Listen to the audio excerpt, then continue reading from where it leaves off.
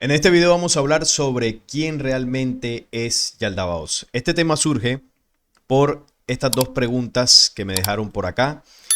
Es interesante analizarlas. Te sigo desde hace años y he aprendido mucho, pero ojalá algún día se abran a ir más allá de esas interpretaciones literales de batallas y guerras espaciales y puedan considerar el libro secreto de Juan como un código interno, donde Yaldabaoth no es una humanidad, sino un mecanismo de densificación para las chispas en su proceso de retorno a la primera fuente. Es decir, Yaldabaoth no es un enemigo ni invadió, sino forma parte de las mismas leyes cósmicas y espirituales que el Padre creó para nuestro desarrollo. Mientras sigamos buscando culpables y enemigos, el ser humano se mantendrá en su posición de víctima y no entenderá que todo es un sistema diseñado para el equilibrio. Aquí, bueno, es un comentario donde nos envió un saludo, un reconocimiento por todos estos años de aprendizaje, pero es importante el comentario porque nos lleva a analizar la naturaleza de Yaldabaoth. Es positivo, hace parte del plan de ascenso, de desarrollo, fue creado por el Padre, como dice acá, como un mecanismo depurador. Todo eso lo vamos a analizar. Y el otro comentario es este, donde dice, recordemos que Yaldabaoth no es malo, sino ignorante. Y lo que pretende es perpetuarse en su reino, para lo que necesita a los espíritus durmientes que encarnan en los cuerpos, ¿no? Las almas que encarnan en los cuerpos. Es ignorante pero inteligente. Prefiere que prevalezca el bien porque así el espíritu tiene menos interés en despertar y liberarse. O sea que Yaldabaoth pretende que el bien prolifere para que los seres humanos estén cómodos y el poder seguir alimentándose. En este sistema solar reina el demiurgo, que no es Yaldabaoth, sino un arconte inferior que se muere de las energías negativas, por eso busca el mal o se nutre de las energías negativas. O sea que Yaldabaoth sería bueno, como dice acá, no es malo, sino que es ignorante. Y el verdadero malvado sería el demiurgo, que ese sí se alimenta de las energías negativas y Yaldabaoth permite el bien. Bien, vamos hacer el análisis, ¿no?, basado en estos dos comentarios. Entendiendo quién es realmente Yaldabaoth, aquí las dudas se disipan. Claro, estos comentarios tienen influencia, ¿no?, de aquella teoría que proviene del taoísmo, esta filosofía china, que habla sobre el yin y el yang, ¿no? El origen del universo, según esta postura, se originó, sí, por dos fuerzas contrarias, el bien y el mal, que al mantenerse en este equilibrio perpetuo, pues el universo se desarrolla, ¿no? El bien necesita el mal necesita el bien, la luz necesita la oscuridad y la oscuridad necesita la luz. Mientras se mantenga esto así, la creación es. Esto es básicamente, ¿no?, lo que plantea el taoísmo en el bien y el mal. Entonces, teniendo en cuenta esto, claro, esa creencia de que Dios creó el mal, pues tendría sentido, ¿no? Porque si el mal es necesario para que exista un equilibrio universal, Dios tuvo que haber creado el mal. Por lo tanto, Yaldabaoth, toda la rebelión, todo el mal, todo el sufrimiento que han vivido las humanidades durante toda la historia, bueno, ha sido un proceso creado por ese Dios y también ha sido un proceso necesario para el aprendizaje. O sea que el mal no sería, digamos, una fuerza que buscaría destruirnos, sino una fuerza que buscaría dejar un equilibrio universal y que sería una fuerza necesaria. Esto es básicamente lo que se plantea y se nota, ¿no?, que en los dos comentarios que nos colocaron, esta corriente, no digo el taoísmo como tal, sino esa corriente que cree que también incluso esa interpretación está en lo que es la gnosis, de que, bueno, el bien y el mal son fuerzas equilibrantes. Entonces se nota la influencia de esa teoría en estos dos comentarios. Entonces, aquí está el yin y el yang, sería el padre, ¿no?, la parte blanca, y Yaldabaoth, la parte más oscura. Entonces, esas dos entidades forjarían, ¿no?, lo que sería la creación como tal.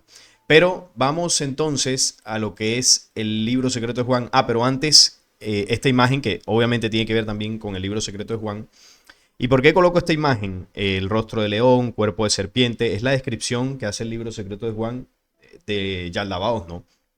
Entonces, claro, cuando uno se imagina esto, uno cree que Yaldabaoth es alguien. También en los comentarios que leíamos, se veía a Yaldabaoth en uno de ellos, sobre todo, como si fuese alguien.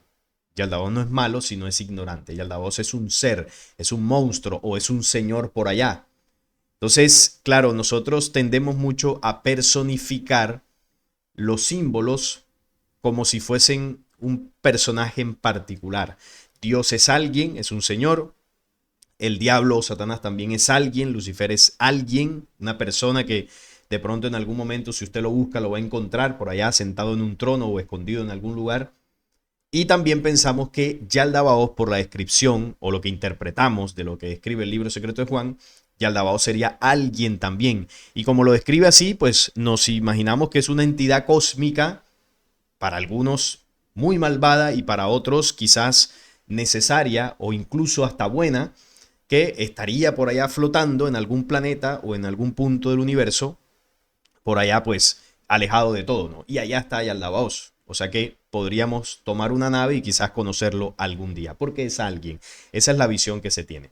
Pero en este video la idea es comprender qué es realmente Yaldabaoth. Y una vez que se comprenda qué es, ya pues muchas de estas teorías comienzan a perder sentido. Entonces, aquí coloco la figura que describe el libro secreto de Juan, pero vamos a entender qué es Yaldabaoth porque del capítulo 6 nos empieza a describir. Entonces, en el capítulo 6 nos habla de Sofía. El libro de Juan nos describe los reinos anteriores a Sofía y anteriores al caos, 4 principales reinos que son, digamos, humanidades básicamente. Son las humanidades las primeras en las que la creación se expandió, luego de que las 3 primeras fuerzas, el Padre, el Santo Espíritu y el Vástago, establecieran las leyes, los pilares fundamentales para que existiera la creación. Entonces, a través del vástago comenzaron a surgir las creaciones, las primeras humanidades, ¿no? Los primeros reinos, los primeros tiempos, donde esas creaciones se expandieron bajo unos parámetros y unas leyes perfectas. Pero llegó un momento donde estas primeras creaciones, al ser dotadas de albedrío, comenzaron ellas mismas a expandirse, ¿no? A crear sus propias descendencias, sus propias creaciones, y ya en ese momento, digamos que la expansión de esa creación tomó protagonismo en ella lo que las humanidades podían crear y podían hacer. Es decir, las humanidades en ese punto tomaron participación en la expansión de esa creación, porque se cree que no, las 3 primeras fuerzas o Dios lo crearon todo con su mano milagrosa y fueron creando los planetas, las galaxias, absolutamente todo.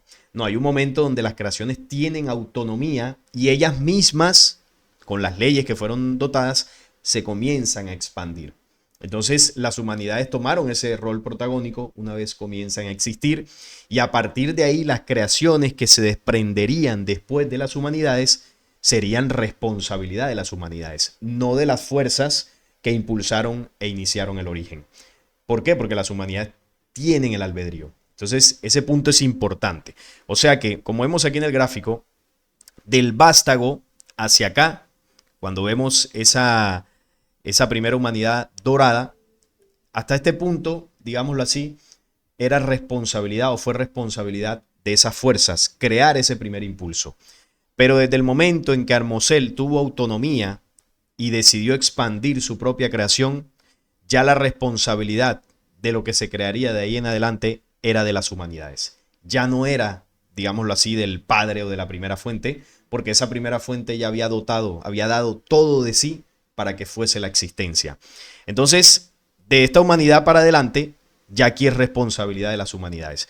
Y el libro secreto de Juan nos muestra este panorama de 4 reinos de oro, espíritu, de éxtasis creador y el tiempo de hierro. Y en el tiempo de hierro, en el último reino, todo esto son reinos, humanidades que durante miles y millones de años se expandieron. En el tiempo de Sofía ocurrió un problema, que es lo que aquí el libro secreto de Juan nos comienza a describir.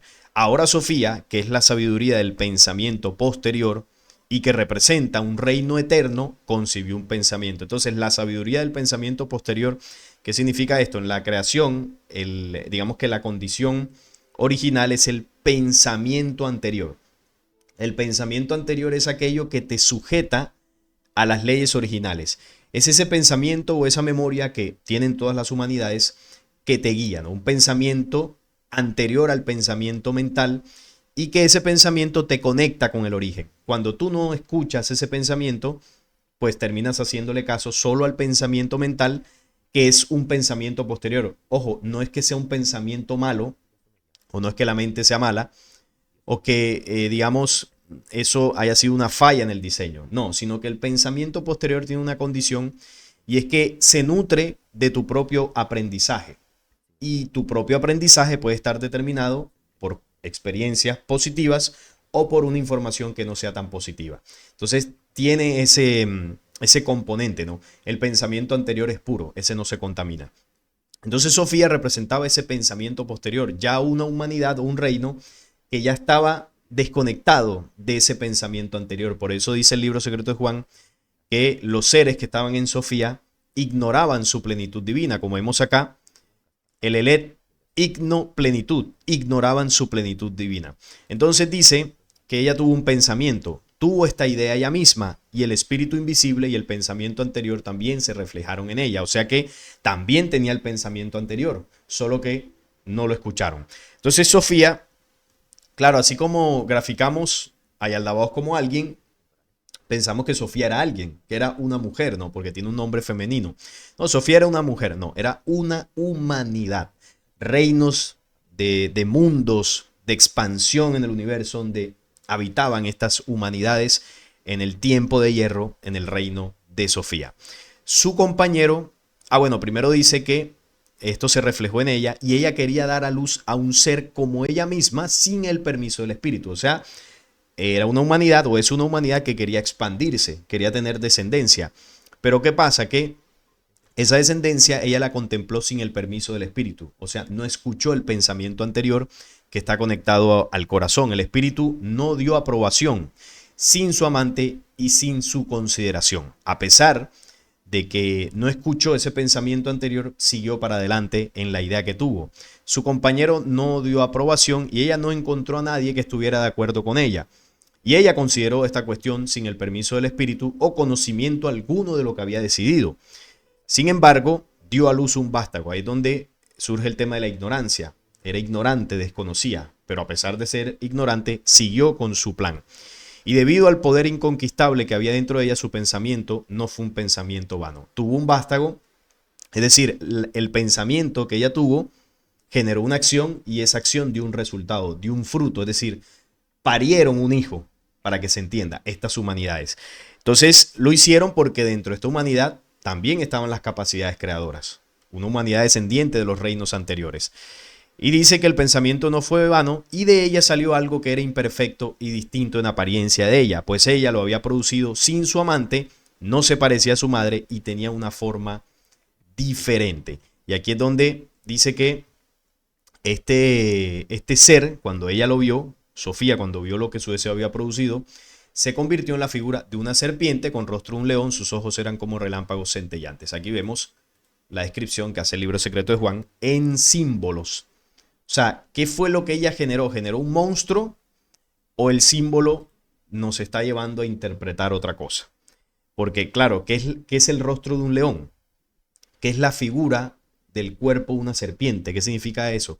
Ojos con relámpagos centellantes. Entonces, claro, cuando hablamos de el cuerpo o la figura de una serpiente, la serpiente es un reptil, los reptiles tienen sangre fría, la serpiente es rastrera. Los reptiles son las criaturas más básicas, más instintivas de la creación, hablando del reino animal.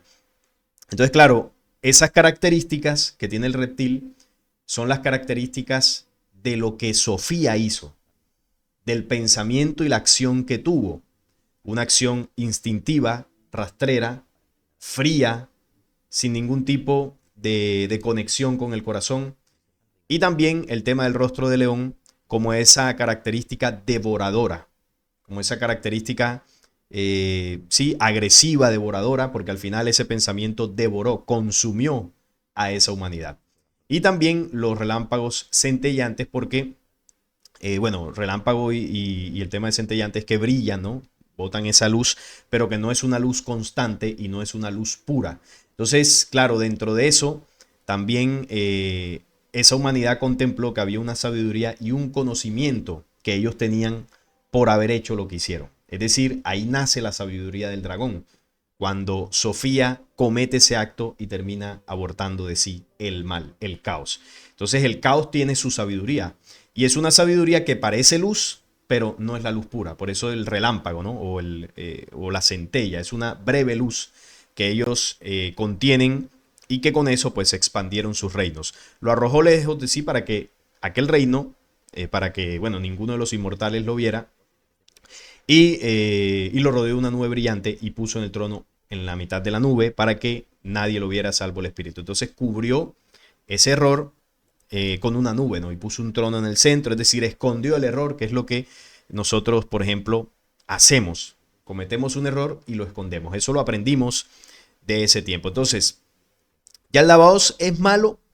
Por supuesto que sí, porque aquí se origina el mal. Entonces, se produce por la desviación, un mal pensamiento, un mal proceder de una humanidad. De hecho, el mismo libro secreto de Juan lo deja claro. Dice acá, este gobernante penumbroso, penumbroso porque mezcla oscuridad con luz. Entonces, aquí es donde nace el tema de la dualidad. El tema de la dualidad no nace aquí en la primera fuente, lo del yin y el yang que decía al principio. Lo del yin y el yang nace en el momento que se da la rebelión. Miren lo que dice acá. Cuando la luz se mezcló con las tinieblas, la luz que poseía Sofía, porque era una humanidad perteneciente al universo como tal, y descendía de los reinos anteriores. Entonces portaba una luz, pero esa luz se mezcló con las tinieblas de sus pensamientos y sus acciones que derivaron en el aborto sí, el origen del mal. Y ahí que se crea. Entonces acá dice, cuando la luz se mezcló con las tinieblas, hizo las tinieblas más brillantes. Cuando las tinieblas se mezclaron con la luz, oscurecieron la luz. El resultado no fue ni tinieblas ni luz, sino más bien penumbra. Entonces, esto que vemos acá, esto es la penumbra. El yin y el yang representan no el origen del universo. El yin y el yang representa el origen del caos, cuando se mezcla la luz que aún tenía Sofía con su ignorancia de tinieblas y ahí se genera la penumbra en la creación.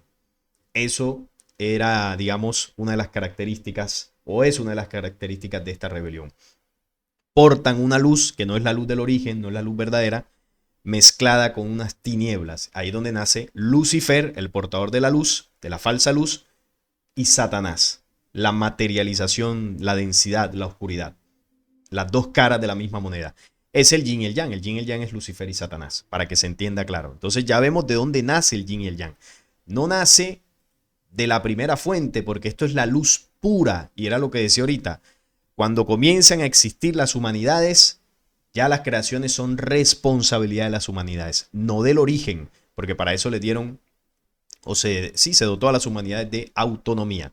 Entonces, dice por acá, este gobernante penumbroso tiene tres nombres. El primero es Yaldabaoth, el segundo es Shaklas y el tercero es Samael. Y dice que es malo, o sea, sí representa la maldad. El mal nace con la rebelión, no nace en el origen perfecto.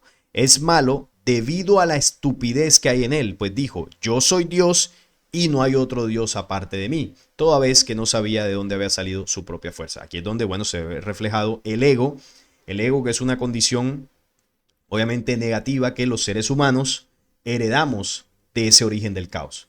El ego es una condición que suplanta nuestra verdadera identidad.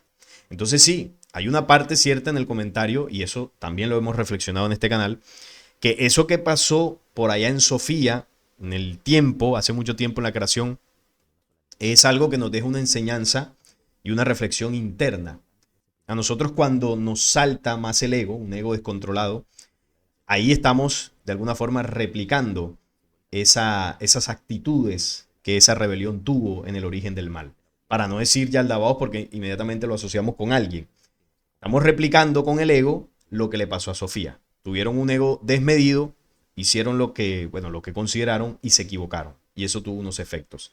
Entonces, en nosotros se ve reflejado ese origen del mal, en nuestros pensamientos y en nuestras acciones cuando estamos desconectados del corazón. Entonces, eso que pasó allá en los universos sí nos deja una enseñanza interna, y aquí lo hemos reflexionado muchas veces. Esta humanidad permanentemente replica el origen del caos, pero esa enseñanza interna no quita el hecho de que literalmente eso ocurrió en el universo. Y entendiendo eso que ocurrió, podemos hacer la reflexión interna. Porque claro, si no comprendemos el origen de todo esto, pues va a ser un poco más difícil que luego lo llevemos hacia adentro, que evidentemente es el ejercicio, ¿no? Es un ejercicio muy positivo. Entonces Yaldabaoth sí es malo, Yaldabaoth no se originó dentro de los planes de la luz perfecta, y además Yaldabaoth no hace parte de un proceso depurador de las humanidades. ¿Por qué? Porque Yaldabaoth en sí es una humanidad, la humanidad de Sofía. Miren esta imagen, aquí vemos miles y miles de seres humanos. Esto para que tengamos una idea, ¿no? Esto es Sofía. Estas son las humanidades o el reino de Sofía. Si vemos el aspecto de estos seres humanos, es un aspecto hostil, con un pensamiento, un semblante bastante malvado. Y arriba de ellos, ustedes pueden ver una densa nube de oscuridad. Eso que está arriba, la nube que ustedes ven arriba, que está cubriendo esas humanidades desviadas, eso es Yaldabaoth. O sea, Yaldabaoth al final es una memoria, es un pensamiento que se desprendió del mal accionar de la humanidad de Sofía. O sea, Yaldabaoth no es alguien, Yaldabaoth es un egregor, vamos a llamarlo de esa forma, que contaminó las mentes de las humanidades. Entonces, decir que Yaldabaoth es alguien es incorrecto.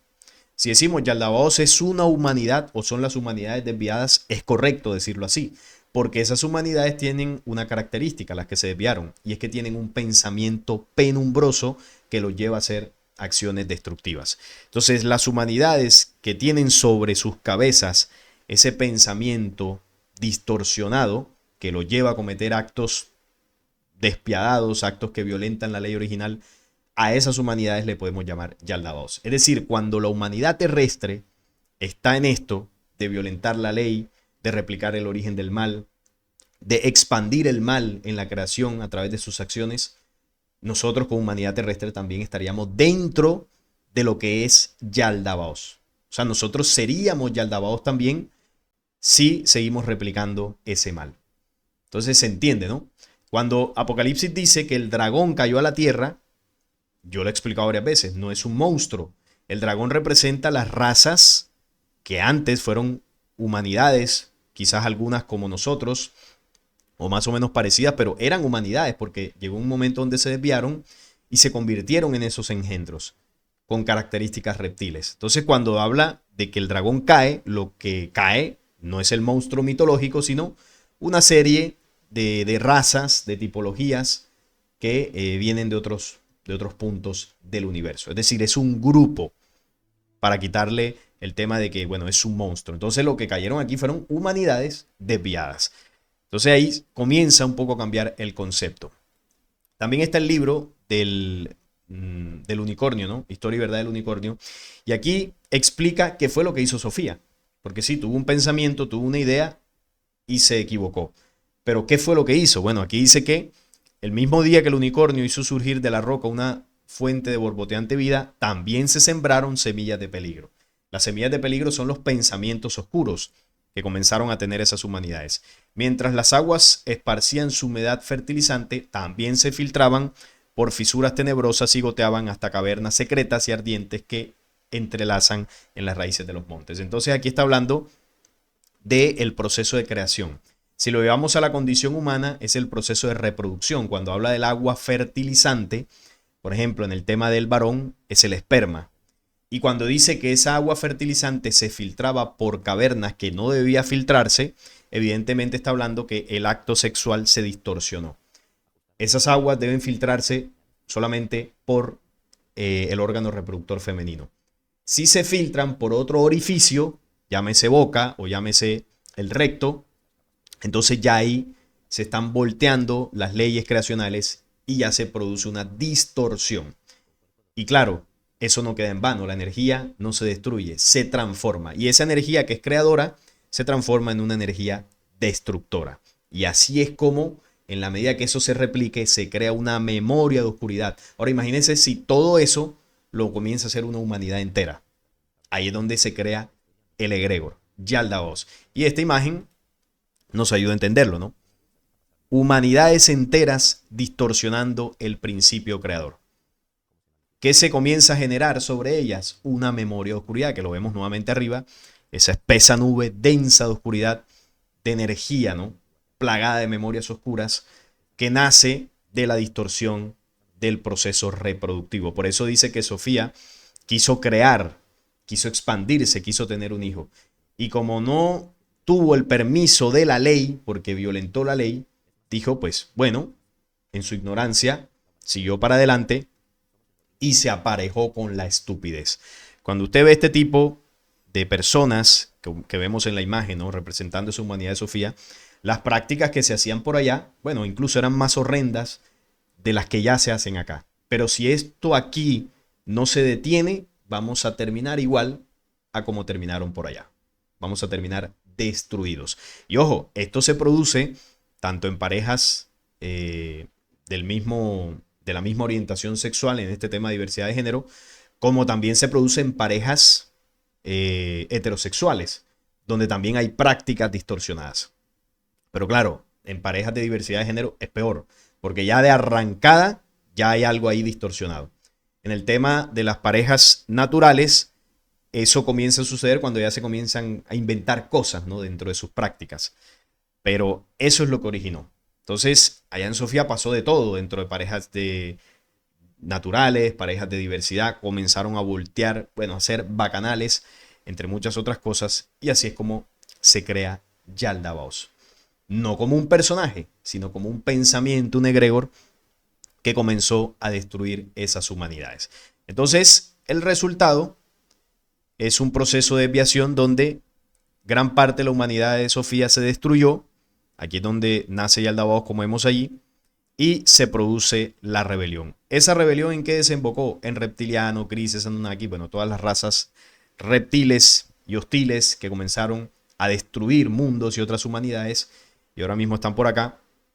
Y por otro lado, la Sofía que se arrepintió, esos espíritus que, bueno, al arrepentirse, tuvieron que entrar dentro de lo que es un plan de depurar, un plan de depuración de esas memorias oscuras que habían hecho, porque la Sofía que se arrepintió también generó el error. Entonces, ahí es donde esos espíritus toman carne en la raza adámica que se crea en ese tiempo de caos en el universo, y esa raza adámica es colocada dentro de un plan de ascenso. Entonces, ese plan de ascenso no está determinado por Yaldabaoth en el sentido de que Yaldabaoth lo haya creado o que Yaldabaoth sea utilizado para que nosotros podamos ascender. Todo lo contrario, Yaldabaoth lo que quiere es evitar. Cuando me refiero a Yaldabaoth, me refiero a estas humanidades desviadas. Recuerden, Yaldabaoth no es alguien. Entonces, ellos lo que quieren es evitar que el ser humano avance, porque si el ser humano avanza y llega a la luz, ya ellos no se pueden seguir alimentando de nosotros. Entonces, en la medida que ellos puedan retrasar ese plan de ascenso, lo van a hacer. Entonces, el plan consiste en devolverle a los espíritus que se desviaron, digamos, esa condición que perdieron, darles una segunda oportunidad y poder depurar la memoria de oscuridad que se generó en el tiempo de Sofía. De toda esta gente, hubo algunos que se arrepintieron y unos que no. Muchos de los que se arrepintieron de esos espíritus están hoy en ese plan de ascenso para volver a la condición que tenían antes de la caída. Y en eso Yaldabaoth no tiene nada que ver. Es decir, Yaldabaoth no es utilizado por la luz para que las humanidades salgan del error. Yaldabaoth fue un error que tienen estas humanidades que depurar, dejarlo atrás.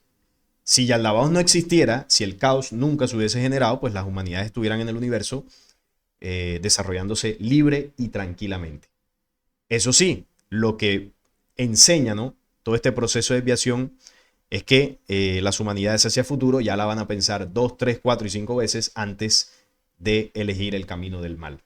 Eso es lo que se puede rescatar de toda esta experiencia, pero no es que sea una experiencia que la creación la haya hecho aposta para que nosotros aprendamos. No, esto sucedió en el mismo proceso de desarrollo de las humanidades y lo que hizo la luz fue generar un plan para ayudar y rescatar a esas humanidades que quisieran salir del error. Entonces, en conclusión, queridos amigos, Yaldabaoth no es ni bueno, ni fue creado desde el origen por la luz, como ese bien y mal en equilibrio, ni tampoco es un ser no necesario para nuestro desarrollo. Todo lo contrario, debido a este proceso de desviación es que estamos sufriendo las calamidades que, bueno, todas las humanidades posteriores al caos han vivido. Fue un error en la creación y estamos en esto, depurando ese error para retornar a la luz. Así que esa es la realidad. Yaldabaoth no es alguien, no es bueno, no es necesario, no fue creado por Dios. Y bueno, todo eso que se dice, ¿no? De que Yaldabaoth, pues, incluso era inocente porque él no sabía.